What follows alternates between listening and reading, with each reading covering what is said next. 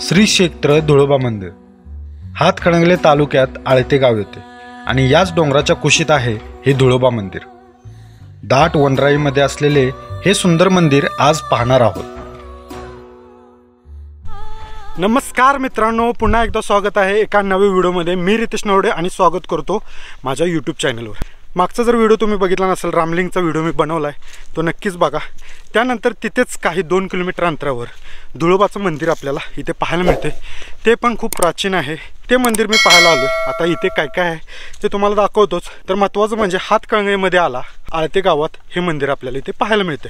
तर मित्रांनो, आता आपण त्या मंदिरात जाऊया। मंदिरात काय काय आहे ते सगळं दाखवतो तुम्हाला आणि इथे येण्याच्या वाटा वगैरे सगळं सांगतो।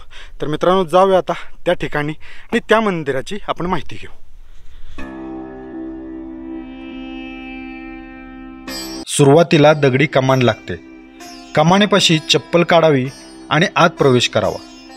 आत प्रवेश केल्यावर मंदिरापाशी जाण्यासाठी पायऱ्या आहेत आणि भाविकांसाठी येण्या जाण्यासाठी ग्रिल दिसतात। सुरुवातीला उजव्या बाजूला म्हसोबाचे मंदिर आहे, त्याचे दर्शन घेऊन मंदिराकडे जावे।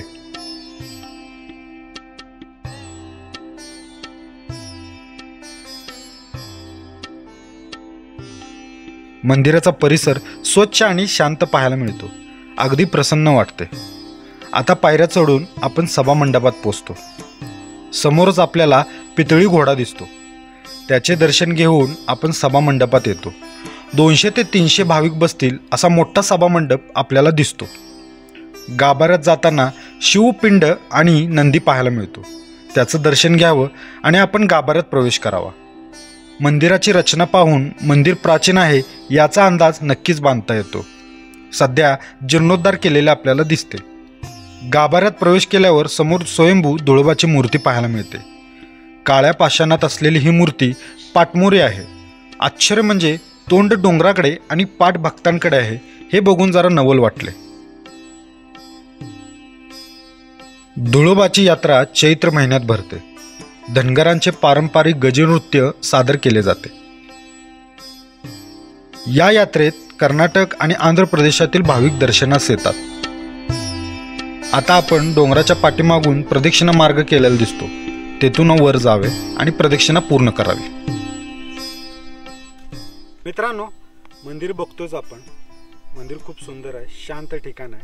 अगदी छोटंसं मंदिर आहे, पण एकदम देखणं स्वरूप आपल्याला इथं पाहायला मिळते। तर आता आपण प्रदक्षिणा मारायला इथे सुरुवात केली आहे। म्हणजे साधारण तुम्ही मंदिराच्या डाव्या बाजूनं काही पायऱ्या वरती गेल्यात आणि पूर्ण या डोंगराला प्रदक्षिणा मारून आपण खाली त्या मंदिरापाशी पोहोचतो। तर आता या मध्यभागी आपण इथे थांबलोय। तर आपल्या इथे गौरव घे जरा इकडे। तर आपल्याला काही पाण्याचं टाकं इथं आपल्याला पाहायला मिळते। हे तुम्ही खोदलेलं पाण्याचं टाकं बघू शकताय आणि त्याच्यामध्ये आतमध्ये पाणी आपल्याला इथे दिसते। तर खूप जागृत देवस्थान इथं आहे। चैत्र महिन्यात मोठी यात्रा इथे भरते। साधारण रामलिंगपासून हे 2 किलोमीटर अंतरावर हे मंदिर आपल्याला इथे पाहायला मिळते।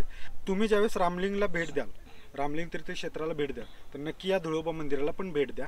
शांत ठिकाण आहे, पावसाळ्यात तिथलं दृश्य विहंगम असणार आहे।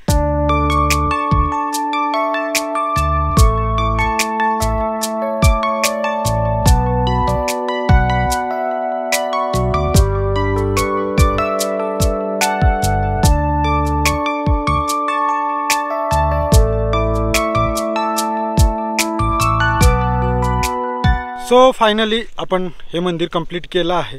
खूप सुंदर ठिकाण आपल्याला इथं पाहायला मिळते। कसं मंदिर वाटलं हे नक्की मला कमेंट बॉक्समध्ये सांगा आणि कधी आला तर नक्की इथे भेट द्या।